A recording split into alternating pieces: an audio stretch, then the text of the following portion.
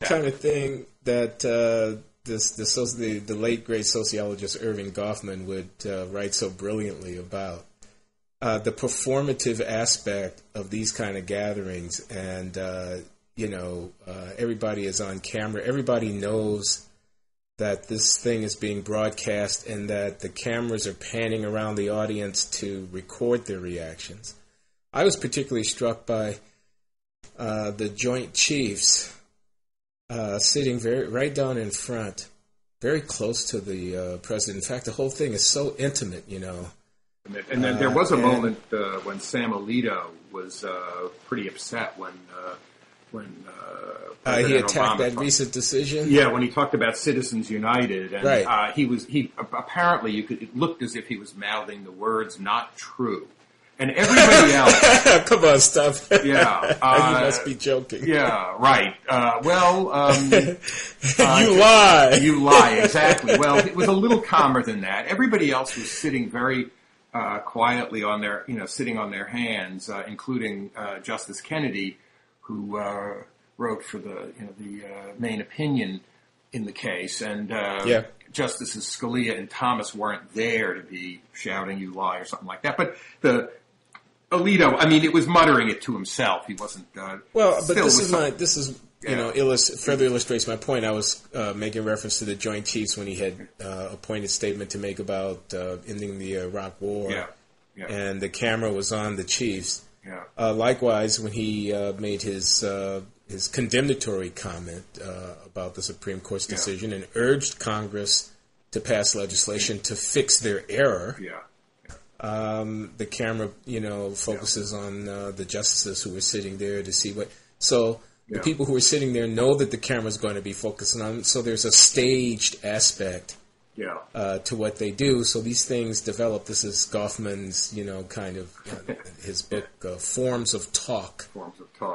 Comes to mind, where it's a collection of essays on different formats in which there's, verbal exchange going on, but where the structure of the situation, narrowly defines how people will appropriately behave vis-a-vis each other. Well, Justices Roberts and Kennedy looked like they were performing the role of independent judges who knew they weren't supposed to respond, and they sat there and they were, as I say, sort of sat on their hands. Justice Alito didn't quite do that. But, I was surprised on the National Economic Project thing. I like the invocation of the phrase full employment. I like the idea that there was this talk about laying a new foundation for economic growth. Yeah. I like the reference to there having been a lost decade where, the market was booming and housing prices were booming, but the economic growth wasn't real and middle class incomes weren't going anywhere. So far so good. But then, but then I didn't. I think he could have said at that point that we're in a different situation now economically than we've been in the past. We have a deteriorating infrastructure. We have an educational system that's not doing too well. We've got this debilitating energy dependent, oil dependency. We've got a climate problem to worry about, and what we need to do is to be making. The project is that we should be investing in our future, the future of the country, the future of kids in the country, and that's the substance of what he was saying. That's what he said. But the framing of it was this. We're not going to come in second to the Chinese and the Indians and the Germans. And I think I thought you were suggesting that there was something a little troubling about that. I didn't like that way of describing it. I didn't think it was necessary. You can say we've got a lot of work to do to make our future better without saying we have a lot of work to do to make sure that we don't come in second place in some notional competition between national economic systems. I didn't think that was necessary. Didn't like it, but maybe it had some No, I want to know what function that kind of rhetoric plays. Mm-hmm. I mean, what difference would it make if we were second place to the Germans or the Chinese? As long as we were okay. Yeah. Well, I mean, listen. What's the, is that in order to, establish his sort of trustworthiness as a leader, someone acting on behalf of the people? Is that to get our juices flowing, to motivate us somehow? Well, it got people's juices flowing. I think that must be the effect of it. I mean, the thing is, if we came in second to, whoever it is, Iceland or the Swedes or whoever, we came in second on infant mortality, we'd have to jump up about 20 places. So I would take second place on infant mortality or life expectancy, or on the performance of the K through 12 educational system. I mean, prosperity is not a contest. It's not a contest. No, I agree. What I'm saying, I don't understand why relative national position is a particular concern. That's what. So, anyway, I agree with you. But as I was saying, I thought that the substance of what he said at that point about investing in our future, about doing something about healthcare, about education, about energy, about banking reform, and about trade, about infrastructure, that all of that could have been said as a matter of our needing to do things differently to make our future better. But he chose to put it in this other way, which I thought, closer students of his speeches will have an answer to this. I didn't think that that's how he had in the past described this project, such as it is. There's another aspect of this, though, which I still don't. There still seems to me to be something missing, and so let me see if I from the story that he's telling about where we've been and where we're going, and I put it in terms of think of it in terms of a contrast with what happens when Reagan is elected in 1981. And I mentioned this in a Blogging Heads conversation the other day with Mark Kleiman. If you lay Reagan's popularity and Obama's popularity in their first term in office on top of one another, other than the little bump in popularity that came when there was the assassination attempt against Reagan, the curves look almost exactly the same. In fact, the correlation is 0.88. And if you take out the bump on the assassination... You've done the correlation? I haven't done it. Somebody else did it. They did it. But please. Yeah. Well, they look identical. The curves look identical on their popularity. Yeah. But the thing is, so Obama comes in, and it's just, we talked about this part of the speech before. Obama says, look, I came in and, there were a bunch of troubles, and there was a big, deficit, and don't blame me for this, and we're trying to do something about it now, and I'm going to take care of my mess, and then we're going to take care of yours. Okay. But if you say, okay, you came in, there was a mess, you're going to blame the previous administration, that's fair, that's true, fine, but what were they doing that was wrong? When Reagan came in, he had a simple story about what people had been doing that was wrong. Yeah. Taxes were too high, the Soviet enemy was getting stronger, and there was too much regulation. And beyond that, I didn't really care very much about those were the big issues. And the reason that we weren't doing so well was not because there was a national malaise or lack of trust. It's because... Josh, I get it. I get it. And what's Obama's story about that? Well, what's his ideological... Same question. Right. Definition. Same question. Yeah, I agree. Where are the sharp edges in the profile that says I'm on the left, I'm a progressive, right. Whatever. I've always thought, there was something, something missing in that regard. Right. But the other thing I wanted to say is I don't like these historical analogies. I don't find them very meaningful at all. Reagan, 1980, 81, 82. Yeah. That's 30 years ago. A completely different country, completely different situation, as if there was something constant about being president such that, I know these broad sweeping statements that the pop historians make about this administration, that these comparisons and these analogies, but I think of them like, like astrology. Yeah. I don't think they have any causal significance. I don't think they tell us anything. Yeah. So the correlation between the popularity of two presidents separated by 30 years in their first term, both of whom had encountered economic difficulties as they were getting going, and replace administrations with which they could draw a sharp contrast. I don't know that I'm going to learn that much from that. Yeah. Well, nobody's ever called me a pop historian before. Oh, no, I didn't mean that personally. Oh, no, it's okay. But, I don't want to name names, but, they always come on TV and they're always making these airy generalizations that I think are very meaningful. So here's the reason that I mention it.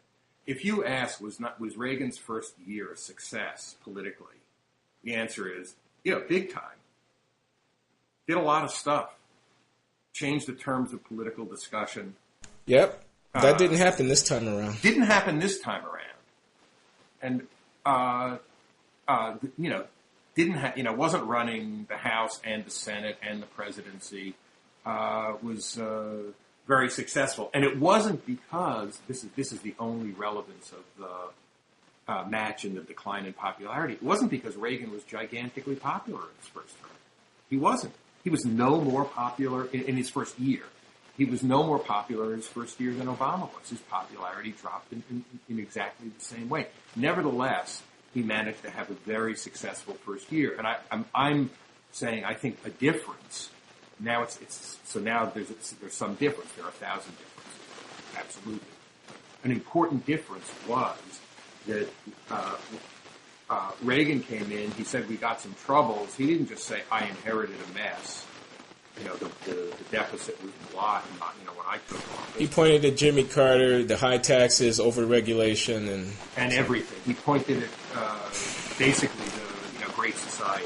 He pointed at Lyndon Johnson. I mean, not by name necessarily, but he pointed at the whole kind of Great Society and post-Great Society politics. Okay, I take the point.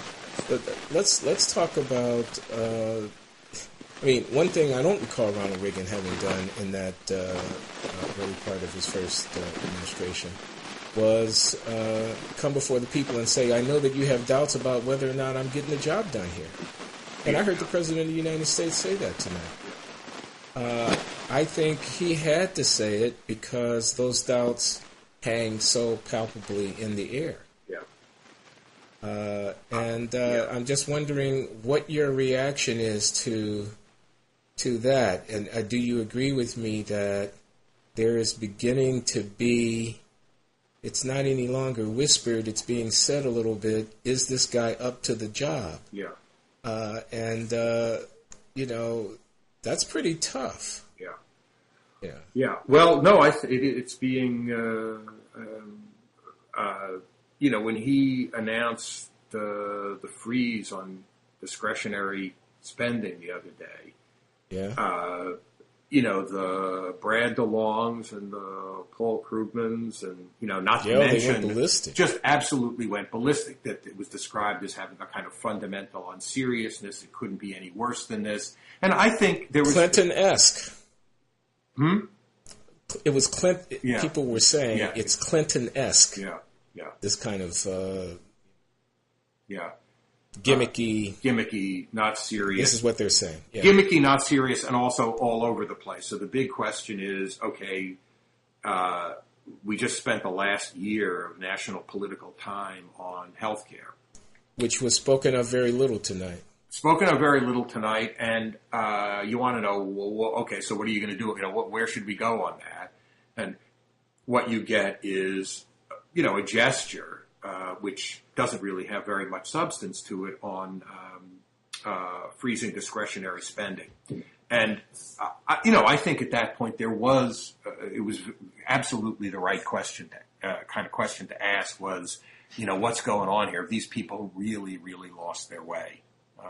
And I think... And a laundry list of these little small things. We're going to get rid of the capital gains tax for small businesses. We're going to take $30 billion from the Troubled Asset Relief Program payback and by the big banks and allocate it to community banks so that they can expand credit for small business, because we all know that that's where the jobs in America are created. Come on, any president of any party in any decade in my lifetime might have said exactly the same thing. So this is where I to come back to the thing that I was saying earlier. There's a break point in the speech. He lays out this stuff about what to do now to address the fact that there's been, that lots of people are out of work, that the unemployment rate is 10%. But then he comes to this point, and he says, now what we have to, but this isn't going to give us full employment. And in order to get full employment, we have to do something about, lay a new foundation for economic growth. New foundation for prosperity, yeah. New foundation for economic growth. And it's not going to be where we were. It's not going to be, bubble in housing prices. It's not going to be, banks making risky investments and then getting, downside protection with our money. It's going to be something else. And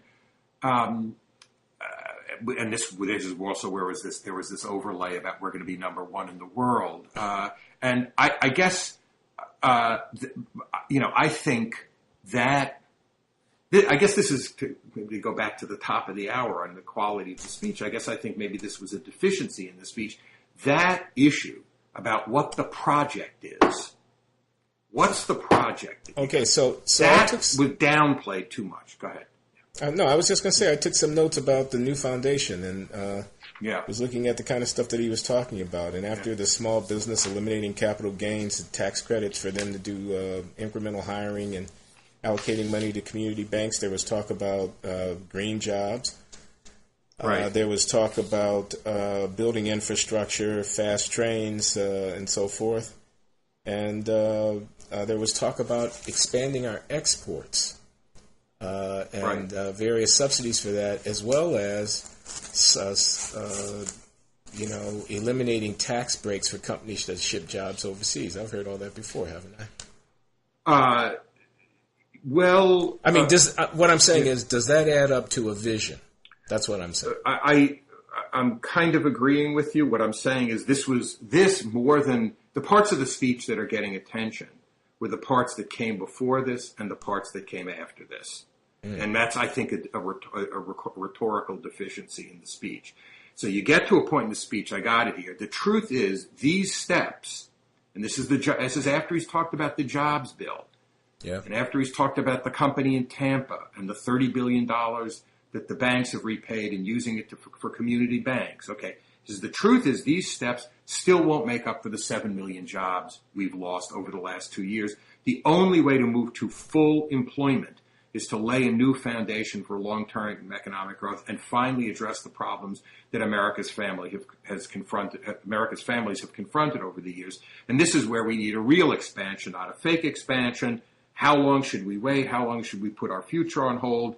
The Chinese are doing it. The Indians are doing it. Okay, we're not going to come in second place. And that's where the first thing you get is financial reform. And then you get clean energy jobs. Then you get the trade stuff. Then you get the education stuff, including community colleges and college tuition program. And then you get to healthcare at that point. Now that, those are the rudiments of a project, of an Obama project about, recreating the foundations of long-term economic growth. What I think is the details are somewhat weak, and it doesn't have the prominence. It's not like Ronald Reagan comes in and gives a speech and says, people have been screwing up for a long time. We're going to make it better. How are they screwing up? They were overtaxing. They were overregulating. They were weak on defense. Right. Very simple bullet points. Okay. Put it on an index card. Put it on an index card. And, there was a wonderful discussion of this in there's an old book that David Stockman wrote in the mid-'80s about the Reagan administration. And he basically said, this guy was his real strength. It wasn't a criticism. He cared about a couple of things. Cared about taxes, cared about regulation, and cared about the Soviet Union. And everything else, you delegate at the staff. Okay, so the more I think about it, the worse it looks for the president. I mean, what I'm thinking is he barely said a word about healthcare. He did say he said that he would not turn his back, or I can't remember the exact word, and neither should the people in this chamber. He made a strong statement, almost reprimanding, saying that we have to get this done for the American people. Right. But in a way, he was kind of acknowledging that it's on life support by, giving it relatively short shrift in the speech. I mean, there wasn't a lot to say. What he said was, my proposals are out there. If you've got a better idea, I welcome it. Yeah, we've heard that before. But that doesn't resolve any of all these problems that we know exist about how this legislation is or is not going to get enacted. Right, including he practically acknowledged that cap and trade is dead. Now, those are my words. They certainly weren't his. Yeah. But when he spoke of it almost wistfully. He said we need to do something about incentives for people to economize on energy, but he didn't hit the. He said the Markey Waxman bill, the House bill, was a good piece of legislation. But I think we all know that it's very unlikely that any such thing is going to be enacted in the Senate, and that's going to actually happen. So, right. So here's the deal. I think to the extent, so Reagan had a diagnosis, high taxes, too much regulation, create a culture of dependency, blah blah blah. Yeah, we're going to do it. Okay. To the extent that Obama has a diagnosis, it's not a political economic diagnosis. His diagnosis is that politics has gone bad. People are bickering too much. They're not doing the people's business. The special interests have taken over. And so we gotta, who could disagree with this? And it's a serious problem. But I don't think. I mean, he is politics. I mean, no, I do disagree with that. Okay, well, I think the outsider running for president 2 years ago, could say, Washington's broke. I'm going to fix it. Yeah. I think the guy that's in Washington, doing the deals that he's doing, can't say that. Yeah. I mean, so Judd Gregg is not in the Obama administration. Why not? Okay. Yeah. I mean, as I recall the story, negotiations between the center-right Republican senator and the new Obama administration as to whether or not he would come in as Secretary of Commerce broke down. Yeah. Because of what? Partisanship? I don't know. Excuse me. The president said, 3, 4, maybe 5 times tonight that the Senate should enact the House version of this or of that. Yeah. I don't remember that being any particularly bipartisan process by which, excuse me, by which those statutes were arrived at. Yeah. President has cut plenty of backdoor deals. He's taken a lot of money from people on Wall Street, et cetera, et cetera, et cetera. Yeah. There are lobbyists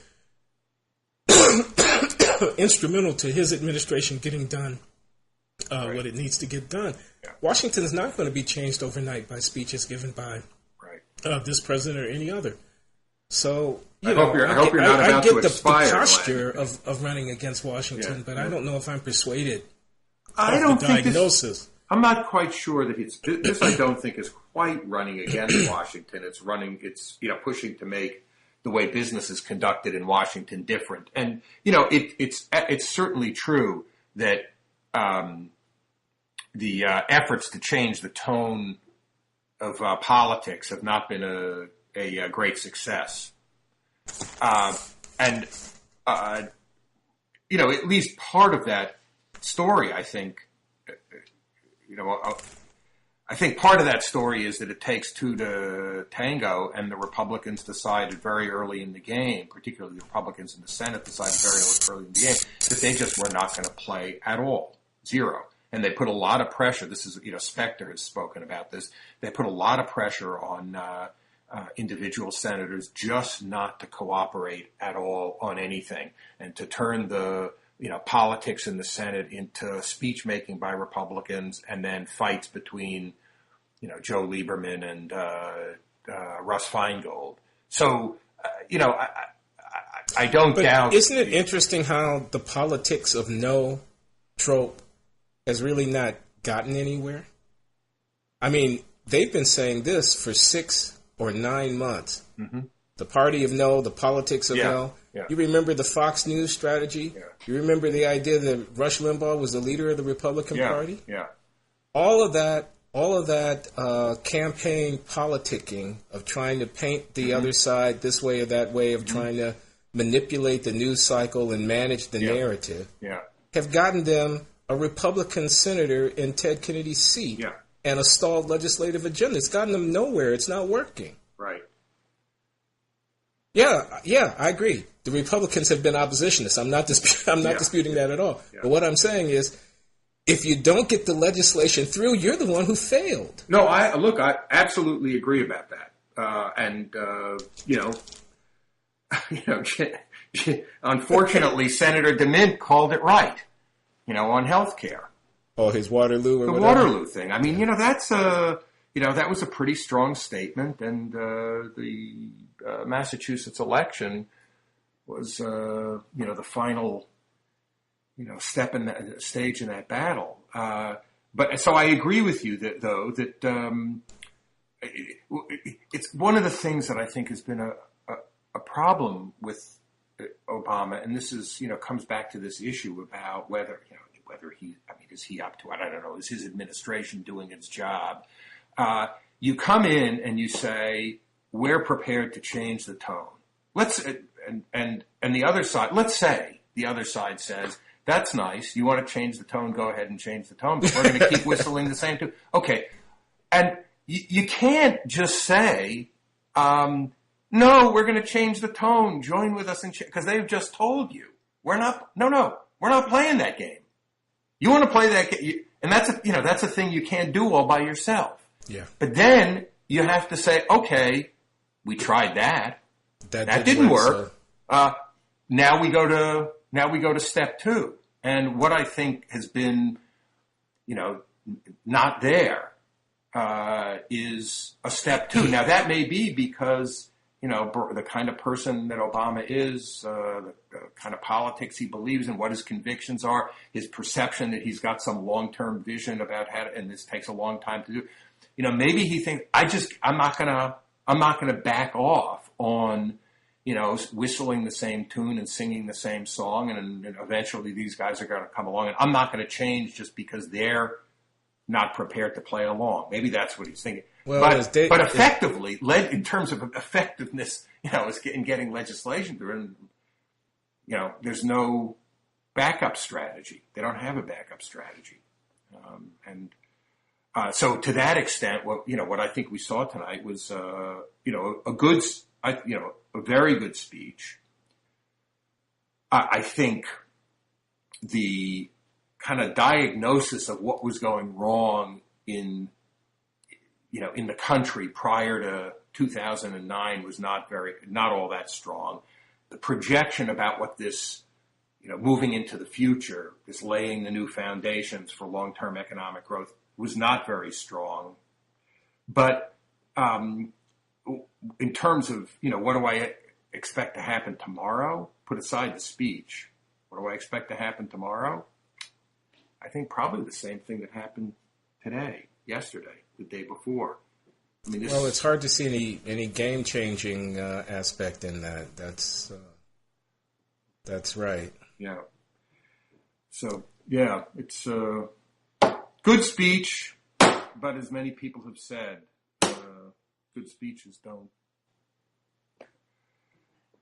They don't do anything by themselves, and I don't. There was a moment in the speech I think we shouldn't allow to go unremarked, and it was when he called attention to Michelle Obama's work. Yeah. With what was it exactly? Oh, child obesity. Yeah. And then there was a long sort of ovation for Michelle. Yeah. I mean, almost to her, maybe embarrassingly long. Yeah, she told me to sit down. It was a light, but I thought a very nice touch. It was a nice touch. Yeah. Yeah. Excuse me. Yeah. But I'm gonna, be like a dog on a bone on this point. I would like to hear him make the speech where he says, not, we should be number one in the world, but our future's got to be better than our present in terms of economic growth. And in order to do that, this is what we are about, what this administration is about. It's about doing the stuff on clean energy and jobs. It's about doing something on trade. It's about doing something on education, on healthcare, on banking reform. We're not going to get the long-term economic growth we need unless we do those things. That's what, we're in business to do. And I don't think... You want more than that, don't you? Because he did touch those bases. You want it to be knitted together with some kind of political, economic theory or about what was going wrong before. Framework. That's right. He says, and that's not what we were doing before. We were doing this other thing before. I want him to do something like what Ronald Reagan did. Have a simple story about what was going wrong. Not Jimmy Carter. So here's what I'd say, Josh. Yeah. I think he's got that story, but I think the country doesn't want to hear it. I think that story is something like, we're all in this together. Yeah. It's the opposite of greed is good. Mm-hmm. It's the opposite of every tub on its own bottom. Right. It's something like, we're all in this together. Yeah. We tax ourselves so that we can provide through our institutions the sort of web of security and mutual support and so forth and so on. It's got to have, to some degree, these bankers are walking away with huge sums of money. Mm-hmm. Huge sums of money. Yeah. And, it can't just be that they were taking bets with public money and we want our money back. Doesn't have to also be something about how enough is enough already. And, I don't know. Anyway. Well, listen, no, but just push that a little further. It's not just enough is enough and we want some of our money back already, but we have a purpose to use that money for. It's not that you stole it, give it back to us and let us, waste it. If we want to, it's our money. If we want to waste it, we can waste it. It's that you guys have this money. And if we have the money, we could invest it in education, in, clean energy jobs, in healthcare.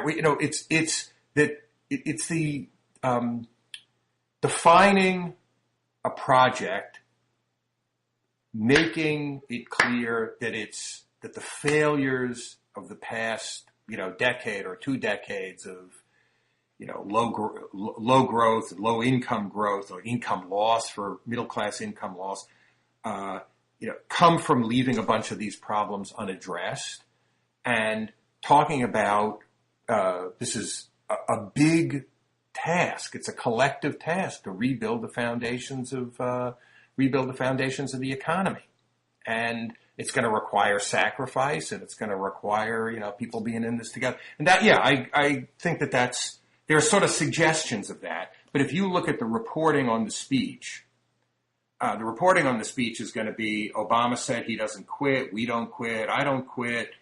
It's going to be about the first part of the speech that this year, last year was healthcare, this year is about jobs, and he's got that's important, really crucially important to say, this year is about jobs. But in terms of telling a story about where we've been and where we're going and what we need to do now in order to get there, it's not strong. I think it's not strong enough. But I think it's getting late for you. Yeah, it's getting late. It's after 1 a.m., so I'm going to sign off. Okay. Good to talk as ever. I'm a little tired at this point. Yeah. But, okay, Josh. All right. Good to talk to you. All right. Yeah. Bye-bye.